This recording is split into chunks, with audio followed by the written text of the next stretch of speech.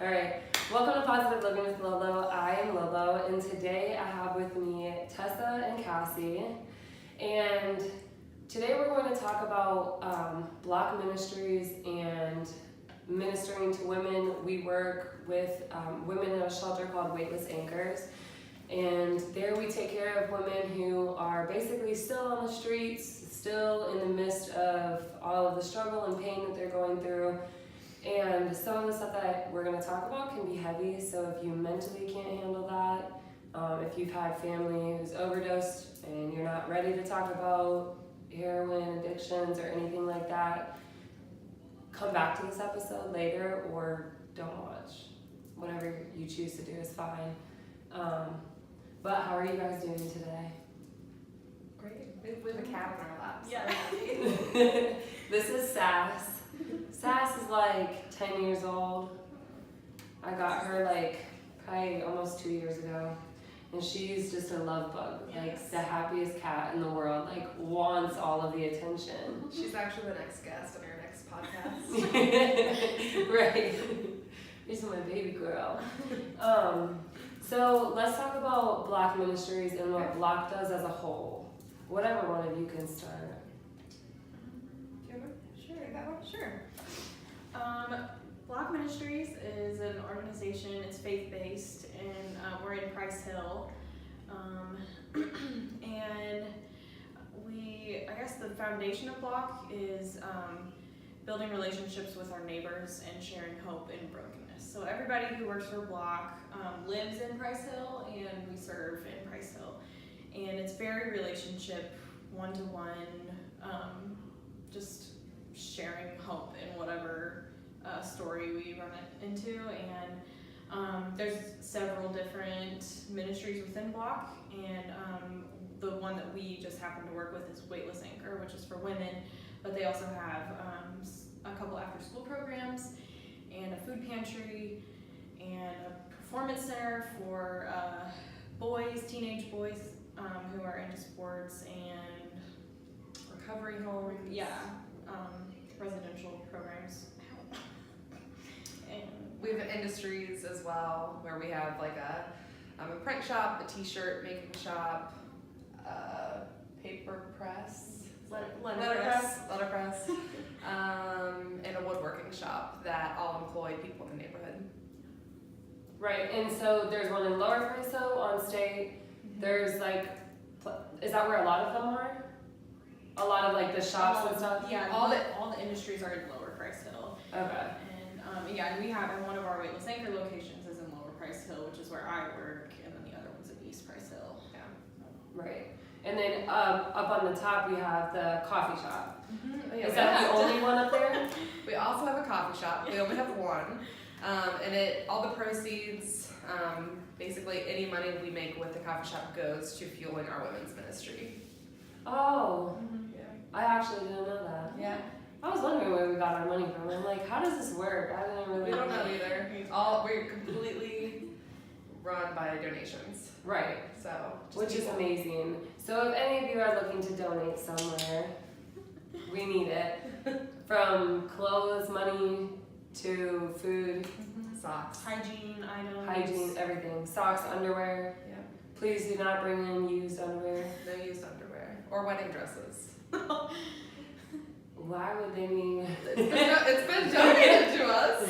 From like 1982, I think. It was like yellow. Oh wait. Okay, so I guess Tessa, how did you get into Block? How did that happen? So I've been a Christian my whole life, and so I just from a young age just felt God calling me to fight and work for women. And I went to Ozark Christian College in Missouri and got a degree in biblical justice, and I had to do an internship, and chose Block to be my internship over a summer, and then ended up just staying on full time because I fell in love with the neighborhood and the people on staff and just the community of Price Hill, and I just felt like it was just a really beautiful place to be. And How did you find Block all the way from down there? So I actually grew up in Indiana, and my husband and I, we would come to Cincinnati a lot, like just to Reds games and stuff, and so like I kind of knew about it through that, and then my parents know Dwight and Stephanie Young, who are the directors of Block Ministries, and so we had come to visit Block a couple times in high school just to see what they do, and so I like had it Block in the back of my head, like going into college, and then when I had to find an internship, I was like, oh, Block, I'll do that. So, Oh, that's amazing. yeah, so it was like kind of a shot in the dark, like Yeah. I'm just gonna try it, and my husband did the same thing. He did his internship with Block also. Right, so. and he does stuff with Block still now too, Yeah. right? Was he hired on too? Yeah, he's a coach at the Performance Center in Lower Price Hill. So What kind of volunteers do they take? they're very like specialized in what they do. So they take people who are like usually pursuing some sort of degree in like fitness or have like experience in sports and sports specialized training. Okay. So they would take volunteers to just come and like lead a workout every once in a while, or just kind of build relationships with the boys. That's really what it is. It's just an avenue to build relationships with those boys. Right. That's amazing. I love that. How long have you been with Block now? A year and a half. Okay. Yeah, my internship was for 3 months, and then I came on full time in September of 2017. Okay. Cool. Cassy, what about you? Well, it's a long story, so I'll make it short. I was working for an agency and going to grad school, and one of my professors was Stephanie Young, who was one of the founders and directors of Block Ministries. And we ran into each other at a trauma conference, and she invited me to start building relationships with some of the women that were in recovery. And so I brought some women along with me on that journey, and from there I just kind of fell in love with like working with women and just the neighborhood in general, and it just kind of like fell in my lap, I guess, that I began working for Block. Like God knew what he was doing. It was all in his timing and hands. And so right when Tessa started is actually when I started. I came on as the director, waitlist anchor, and so we've been there the same amount of time. It's been lovely. Yeah. That's awesome. I came shortly after. Yep. It really wasn't that long after. And I love it. It's like I wouldn't trade where my time goes on those days for anything. So I'm really glad that you brought me there to put me onto it. It's been amazing. She's our best volunteer. I love Lily so much. But so let's talk about I guess let's touch on kind of some of the heavy things that we experience being in this ministry, what we see. I know for me, I came into this ministry never knowing anybody that's been on drugs, never seen anybody that's been on drugs or anything like that. So when I first came there, that was the first time I had ever seen girls that were high off of crack or nodding off of heroin and things like that. So I remember the first time I saw one of the girls who was one of my favorite girls, and I just cried. I didn't know what else to do. It was like really heartbreaking.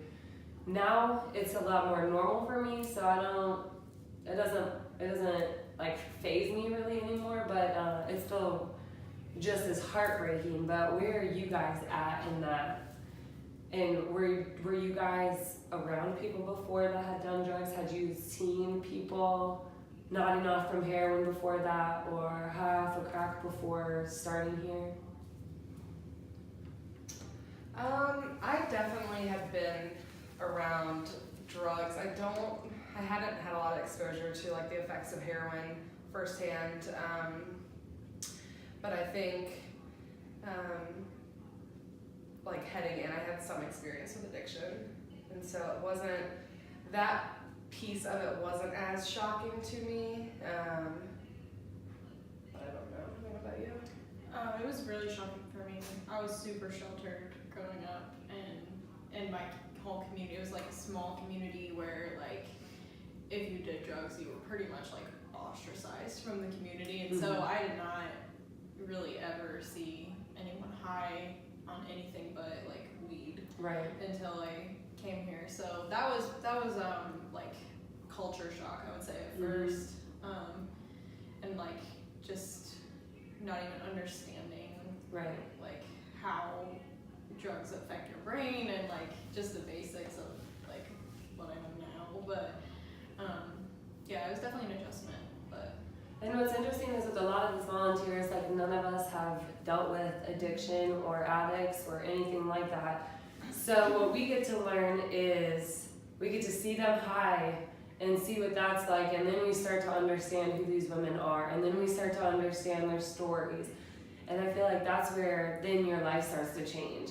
Because you see these people high and you're thinking, why would you do this? And then you start to know these women and you start to hear their stories and you're like, wow, okay, I could have been there, or my mom could have been there, or my dad could have been there. And so it's interesting how we kind of learn backwards, but it's like so ridiculously humbling.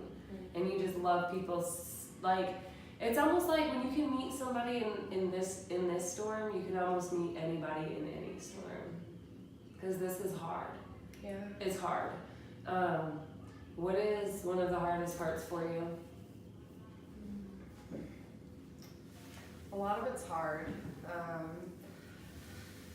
I would say there's the hardest part is when I start to feel hopeless about it, because I feel like sometimes like us, like carrying like Jesus around with us, like we have to be the hope, and sometimes like the only hope is Him. Like there's nothing else that makes sense, and there's days when it feels like so dark and so impossible for some of these women to get out of this life. And on those days, it's just really hard, because like I feel like we are the ones that have to keep the hope, and we know where hope comes from. And so when I feel on days when I don't feel that, that's like scary to me, and it's heartbreaking to like not believe that these women can actually find freedom when I know that they can, and I've seen women do it. It's just really hard. They have an uphill battle, and it's really, really hard. Right. yeah, I would agree with that. I think that's probably the hardest part. And for me personally though, like since it's been such a learning curve, like another hard part is just how to love them well individually, because they're all like, everyone is so different, and like some women might need like tough love, which is I'm not gifted in tough love by nature, and so like my like go-to is like nurturing and affirming, and sometimes that's not what they need at all, and a lot of times that's not what they need at all, and so like just like practically speaking, that is it to take some time to like get to know them well, and just learn like their story and what they need and what they don't need. Right. Let's talk about how the girls kind of get in this position. Well, a lot of the women that we serve are actually from that neighborhood. Like they grew up there. They still have a lot of family in that neighborhood, but I think it varies per individual. But a lot of stories that we have heard is there's a lot of sexual abuse in their history. So whether it be family members or neighbors, at a young age, a lot of these women were sexually abused. Quite a few of the women were sold by a family member to someone else for sex at a very young age, and that just began a cycle of shame and pain that they've been trying to avoid ever since. And I think like those are two main ways that women get in this position, or have found themselves in this position, because it's definitely not a choice, I don't believe. But I also think like with addiction, like people usually start doing hard drugs because they want to escape their reality. And if their reality is so painful that they have to escape it, that they're willing to sell their bodies, like there's some serious trauma there. And so I think at the core of why every single person that we serve comes in our door, it's because they've experienced something extremely traumatic. Right. What's interesting is there's really nothing we can do or say to them other than love them. And for a lot of them, that's really just enough for them to keep coming to our door every day. Like, none of us are certified counselors or, well, I mean, I guess you are, but like mostly you're volunteers. Yeah, right. Like, most of the hours during the day, there's not a certified counselor there to like counsel each one of these women there, you know, and you know, we've got nurses and things like that, but a lot of us aren't that. A lot of us are just regular volunteers who want to help people, but literally just loving them and listening to their story is enough for them to get them to the next step. So how do you, first of all, let's talk about what we do. So when a woman walks into waitlist, how do we love them? Well, there's always coffee on, right, when you get it in the house, and so that's, I mean, hospitality is the big thing, like, you know, just making them feel like they're home when they walk in the door. Like, are you hungry? Are you thirsty? Do you want to sleep? Do you want to talk? Do you want to shower? And so we offer like all of those basic needs. And we also have a clothing room where they can pick out 5 articles of clothing every day. So a lot of it's just meeting basic needs like that, and then we just are there to serve them, and however that looks like, it's different for each person, but so yeah, it's very relationship based, and what else? Yeah, I think like at the core, we want to show them the love that God has for them. And that can be really startling to some of them because they don't understand why we love them, why we want to continue loving them after maybe like they've stolen from us or threatened us or hurt us. You know, they don't understand how we can keep loving them when everyone else in their life has given up on them, and maybe for right reasons. Family members have to draw boundaries. That's so important. But we're in a position where we can love them without borders. Like, there's nothing stopping us from loving them, no matter what they do. And that's the love that God has for us. And so for them to experience that is where we are hoping that they start to see, like, begin to want transformation in their life, because they are getting a taste of the Father's love and knowing that they have worth and value beyond what they've done and what they can do or what they have, like what they will do. So I think that is like the core of it. And I hear that a lot from women, just like, you guys stuck with me when like no one else did, or you never gave up on me, and it blows their mind, and they don't understand that.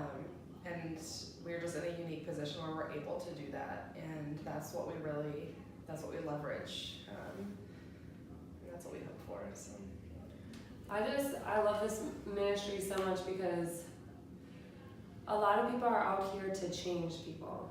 A lot of like things are out here to change people. Like, you know, we go into ministry to like change people and everything, but we're really just here to like literally meet you exactly where you're at and love you as you are. So we don't pressure these women into getting clean. We encourage it and we want that for them. But when a woman comes in high, we're not gonna say, you need to get clean and this is not right and you shouldn't be doing this and this is disappointing. That's not our position. Our role is to literally meet them where they're at and love them as they are. Were you guys people who were able to do that before this ministry? Were you able to meet people in your life where they were at and love them where they're at? Or has this taught you something? Yeah, I mean, yeah, it's definitely taught me how to do that a lot better. Like, just open my eyes to like why people do things that are hurtful, or like why somebody acts that way. And so that is like the biggest change in myself I think I've seen since working here, is like I don't think of like that obnoxious person or that like just, you know, those people that you just think of like, oh gosh, can't deal with it. Like now I look at them through a lens of grace and a lens of like they're hurting, and that's why. And so yeah, that it's definitely made me grow a lot. Yeah. I'll never forget a day I was like ranting to one of the women about how pissed off I was at the dope boys or something. I don't know. The first few months in this ministry, I was really angry towards men. I was angry towards the men that were picking these women up and paying them for sex. I was angry at the men that were selling them drugs. I was just angry. And one day, one of the women that I was giving a ride somewhere looked at me and she said, Cassy, the same brokenness that brings me to the streets is the same brokenness that brings them to do these things. And that was extremely like humbling to me, because I was able to offer that unconditional love to the women, but I wasn't offering that to the men. And I don't need to offer that to the men. I don't need to have relationships with them, but in my heart, it was hardening towards them. And so that is something that I hear over and over in my mind. And I don't think, I'm not saying what these men are doing, it's not right, but they're broken, and it is the same brokenness that we all have in us that cause us to do things that we're not proud of. And so I think that was probably one of the most humbling moments I've had in this ministry, and it continues to humble me. But yeah, sometimes it's easier to have grace for the women than people in your own life, and you kind of start feeling convicted about that. Like, for sure. How can I be so gracious towards someone that just stole a bag of coats that were going to keep women warm? Kick my ass. Yeah. But someone in my family does something, and I'm like, oh. Then I start going, that doesn't make sense. So, it's constantly humbling to just remind ourselves that like everyone deserves this level of grace and love. Right. What do you feel when somebody disagrees with what we do because they can't understand it, and so they think that we are more so enabling versus helping?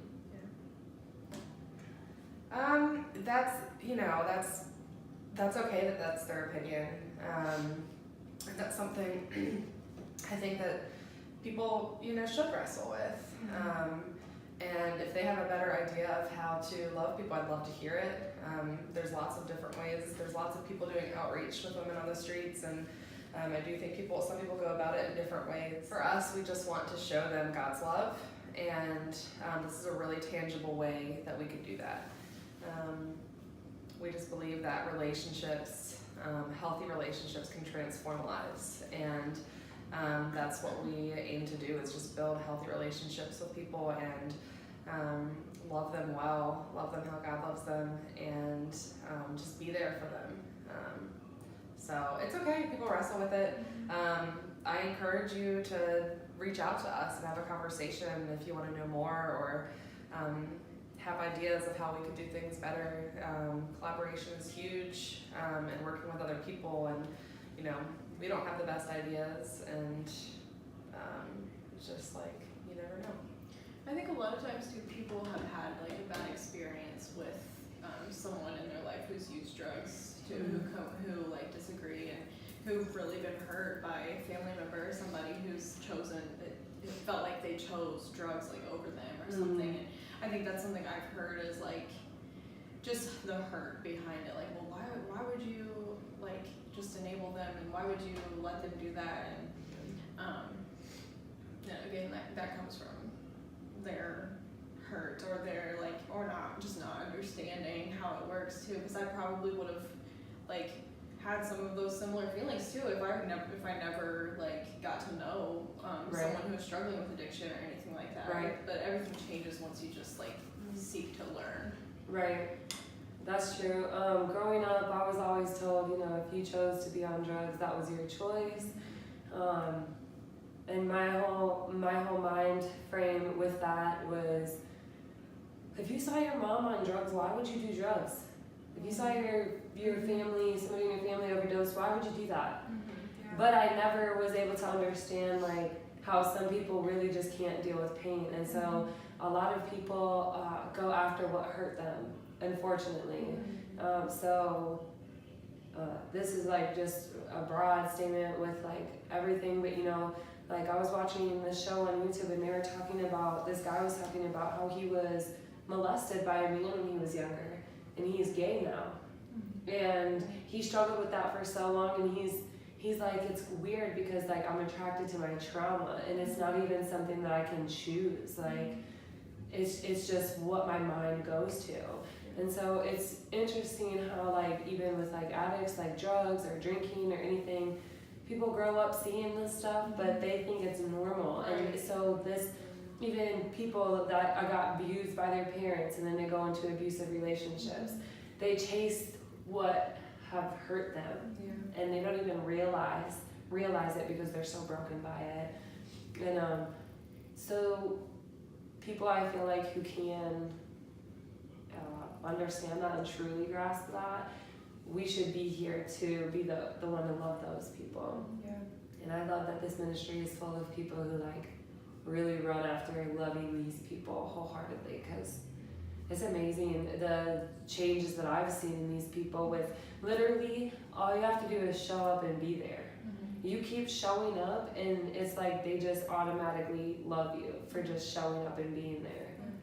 And it's like we think the only thing that they're thinking about is drugs or whatever, but at the end of the day, these girls cannot wait for these doors to open. They're thinking about us all the time. Like how they're excited to see us, they're excited to tell us something, they're excited to come and eat with us or have us cook for them or whatever. And it's been life-changing for me and for the women there. And I just like, I couldn't imagine not working with people that are less fortunate than me in any type of way, shape, or form. Like I could not imagine not helping where help is needed, especially if you have the ability. And I think a lot of people are afraid of it. Like I have people in my life who won't come and volunteer. They'll donate to us to give, to the ministry, but they can't volunteer because their cousin has passed away from overdosing or nieces or whatever. And so it's just, I think we all have a lot of pain, but some of us are a little stronger in other areas, and I think we need to show grace to those who aren't strong in those areas. And try to understand addiction on a deeper level of it's a choice. I have my own things that I struggle with, like coffee, bro. Like coffee. Coffee is something as simple as coffee. Something as simple as smoking a cigarette. Like we are really addicted to those things. Soda. We're so addicted to those things. And we are so less judgmental of people who are addicted to fast food and soda and cigarettes than we are a heroin addict or an opioid addict or anything like that of any sort. And that's crazy. Like what kind of mentality is that? Right. I think it comes down to like people not being able to empathize because if they aren't in that position, they can't understand. Like you said, like growing up, like that, your mentality was like, well, why would you do it if this wasn't? Well, we're not in their shoes. We didn't grow up with their life. We didn't experience the things they did. And a lot of people, honestly, were never taught coping skills. And that's, I think, a huge piece of it is they watch you learn your coping skills from your caregivers. And so if your caregiver's coping skills are drugs or alcohol or violence, whatever that is, like that is what you're learning is what's appropriate to cope with. And so, we've just been, if you were, in a home where you were taught coping skills, then you're gonna have a different reality. Like you're gonna be able to handle situations that other people aren't equipped to handle. And so it's just, I just think it comes down to like people not being able to understand that and not having empathy. And that is, I think, probably the core of it. The one thing Crossroads always like taught me, especially when I first started going there, was like, you need to have your heart broken in order for you to grow and understand. So I think the first thing that I did that broke my heart was going to South Africa and working with people there. And you went with me to South Africa, and that's where we met. And that was like my first, like, whoa. really other people's realities are really different. Like shit we cannot even, like there's so many things in these girls' lives or in people in South Africa's lives that I'm like, dude, I don't know how I would have handled this. Right. Right. And you can't say that you wouldn't have handled it differently. Right. I cannot say I wouldn't be in prison. I can't say I wouldn't be an addict right now because I have no idea, bro. Like I legit, if my grandfather would have raped me or, my mom overdosed in front of me at 6. Yeah. I have no idea, and who am I to say? And it's just crazy. So I would encourage people to get out there and start getting your heart broken in I guess positive way. I don't know if you can really do that in a positive way. Yeah. Or just experiencing other people's reality, putting yourself in situations that make you feel uncomfortable.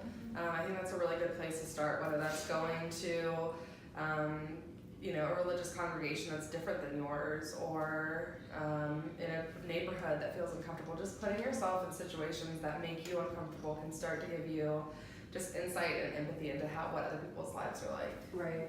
Uncomfortable but safe. Yeah. Uncomfortable Don't but go safe. alone. Yeah. Okay. This is crazy. I love this ministry so much. I could just talk about it all day. I love doing this stuff, and I love working with these women. But how about other things that we're experiencing, like diseases with these girls? Mm-hmm. And so HIV is something that is going around, period. Well, it's that Hamilton County CDC has declared that we have an epidemic level of HIV right now in Hamilton County.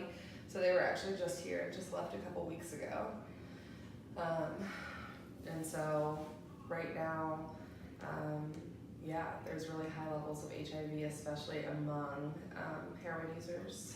And so we're seeing the effects of that.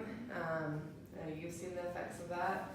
And I don't know what it's going to look like in the next few years, but I don't see it getting any better anytime soon. The next few years are what scares me, is because the next few years, if these girls aren't getting treated, is when we're going to really see the downfall of a lot of our women. Yeah. And communities. I think that this is going to affect a lot of communities, but we won't see the effects of it for a few years. Well, and what's really interesting is they're they're coming to you if you want an HIV test. They're coming to you. So we got women that are now coming to the shelter. How many, or is that once a month, or? Yeah, we have people from Hamilton County offering free HIV testing at our homes once a month. Yeah. It's just mind-blowing that it comes to, it's so serious that we just gotta, literally hand out these tests for free. We gotta do them. We gotta do them, and then we gotta help you after that, because we need to know who has HIV. Yeah. Well, and there's a lot of people and a lot of resources that will help you. If you get that diagnosis. It's not a death sentence. There's been so much growth in the ways of how to live a really healthy, comfortable life with HIV. And so I know it's really, getting that diagnosis, I'm sure, is terrifying and heartbreaking, and we've watched some of the women go through it. We've sat with them while they've digested that information for the very first time, and it's painful to watch that. But I think we're figuring out now how to love them and encourage them through that diagnosis, because I think a lot of them are going to continue getting it. Hopefully not, but there's just a lot of people share needles and Just the reality. Yeah, and so I think we're kind of just navigating that for the first time, of how to love them well through that and encourage them, because they can do a lot of harm if they stay on the streets with that without getting treated. Yeah. It's heavy. It's heavy to build relationships with these women and then hear that they have HIV and they have this and they have that, and you're just like, oh my goodness. And not only that, but you're also an addict, so I know that I'm not going to get you off these streets right now. I'm going to still have to love you through that and wait for you to come to terms with being able to get off of the streets.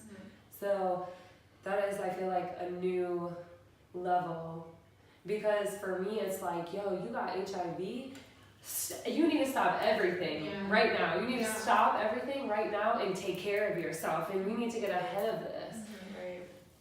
But that's not, once again, that's not really our place. Right, well, and if taking care of themselves was a motivating enough factor, they would have already done that. Right. You know, like, I wish that wasn't a motivating factor, but they have been beaten down so many times and belittled and don't believe that they're worth much. And so really this is just like the cherry on top of feeling of worthlessness.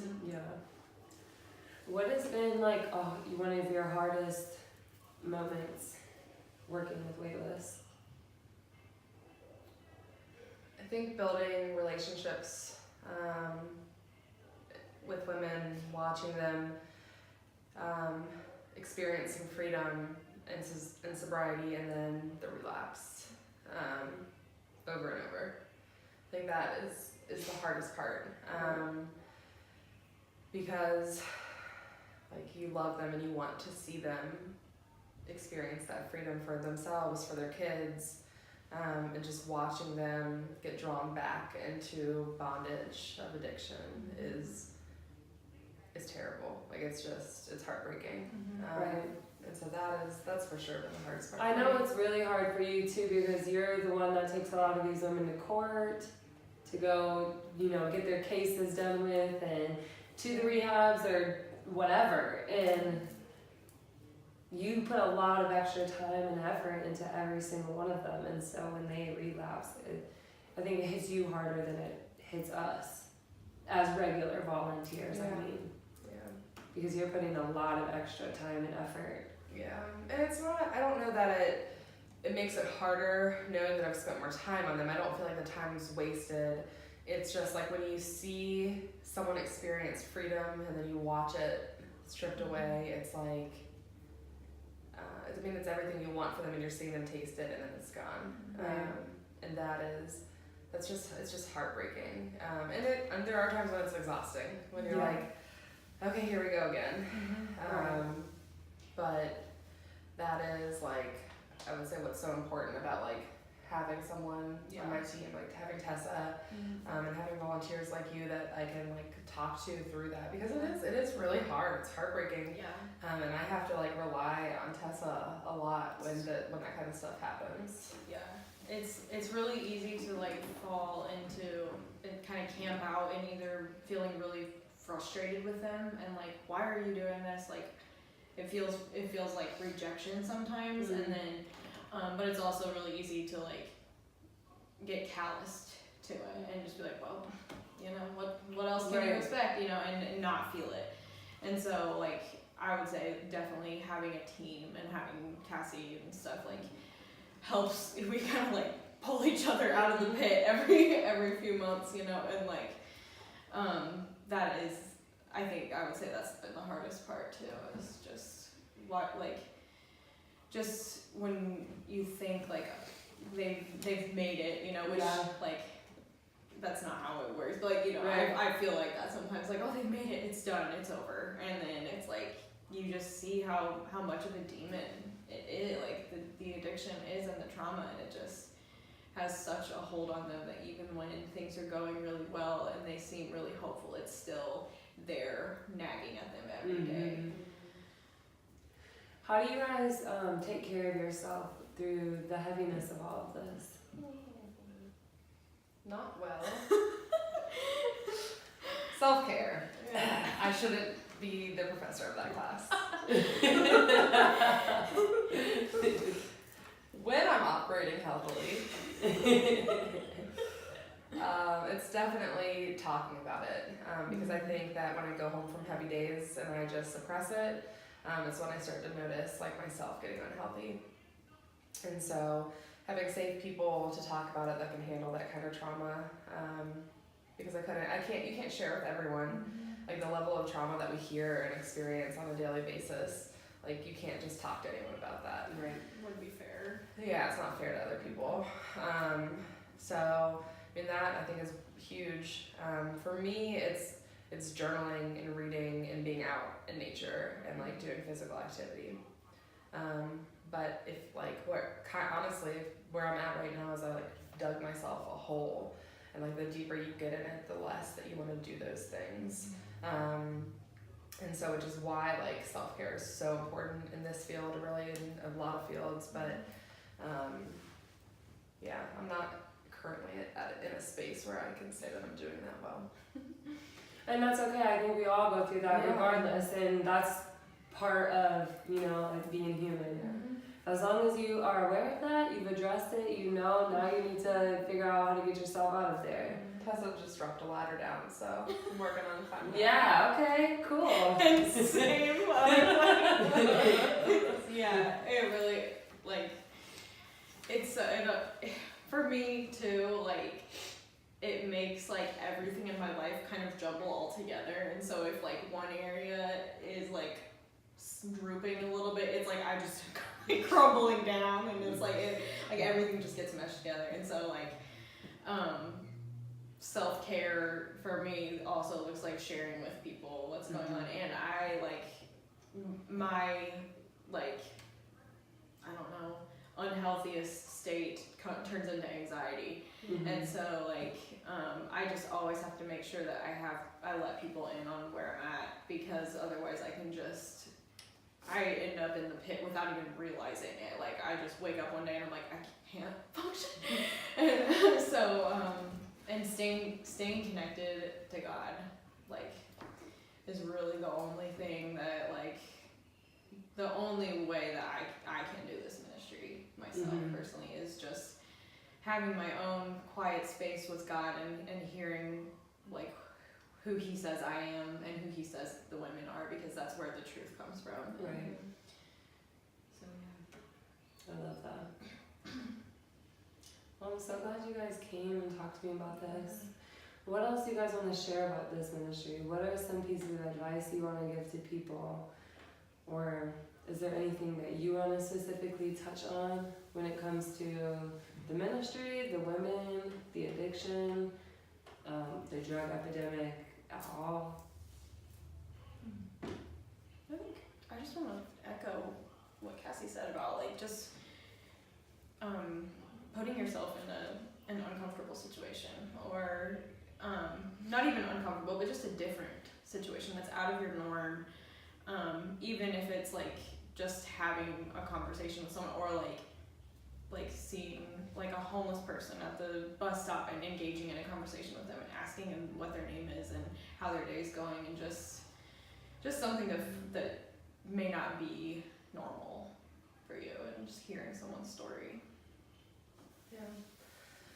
Yeah, I think the population that we work with, and even like the homeless population, like I think a lot of times people, they're asking for money, but I think what they want is relationship. Even if they're mad at you that you won't give them money. I mean, like, we don't ever give out money. I can't, you don't. And even if I am pulling up to like a stoplight and there's a homeless person there, like, what I do is I roll down my window and have a conversation, or I smile, because like I think that the core of this is reminding people that like that they're human and that they're loved, that they're not too far gone. Because how many people do you think drive past them, or even women that are on the streets and just drive past them, and you know they start to feel like they're not human, like they have no worth, and that's just reinforced because they're already believing it. So you don't have to have conversations with people, but maybe just a smile. My thing would be the same thing, to just step outside of your comfort zone and get to know somebody of a different background. Addicts are really honest about their situation usually. A lot of people think that they just manipulate you to get whatever they want, which is partly true, right? I mean, there's some truth to that. Once the boundary in relationship is set, yeah, you get to know them as people. Right, and like I said, once you show up and these people start to see that you're there, they talk to you and they really will share their story with you, and you can get a whole different understanding of life from a whole other perspective, which is such a beautiful thing. But in my experience, addicts have been some of the most honest people I've met. They don't care. They're honest. Like, what do they have to lose? Yeah. A lot of honesty flying around there. Mixed with some lies. Yeah, and you know, sometimes you can't tell, but at the end of the day, these relationships are just really beautiful, and I can't say that I've known any of the women personally that have been coming in since I've been there that are clean though. I don't know any. Trisha. Oh, well, I guess. Yeah. My girl. You do know some. Recent. Yeah. I'll tell you when this cuts. I'll say their names when this cuts. Okay, that makes me really happy, and we'll be praying for them. And so, if I can request to you guys for prayers for our volunteers, the women who come in, the men who abuse them. You know, a lot of our girls, they come in and they're black and blue from their dope boys beating them up, or from people that have picked them up on the street for transactions, have beat them up or whatever. Our girls are in and out of jail. We also send our girls out the door every day knowing that they don't have anywhere to lay their head down at night. And so stuff like that can be really heavy, especially in the wintertime. It makes me want to cry, but especially in the wintertime, when you know that they have nowhere to go and they're going to go to an abandoned home or something like that. So I don't believe that this is the life that anybody would have chosen to have. And I think if all of them could do something over again to change it, they would. So if we could just keep them in your prayers, because that's really what they need. And then if we can donate like blankets and, you know, like we talked about before, like the hygiene items and food and all of that. We need all of that. Hats, gloves, scarves, Money. But really, if you want to partner with us in any way, I'm sure Lauren will put our Instagram link on here. You can always message us, email us. We're always looking for new volunteers and people to financially partner with us or just give us donations. It's the only way we run. So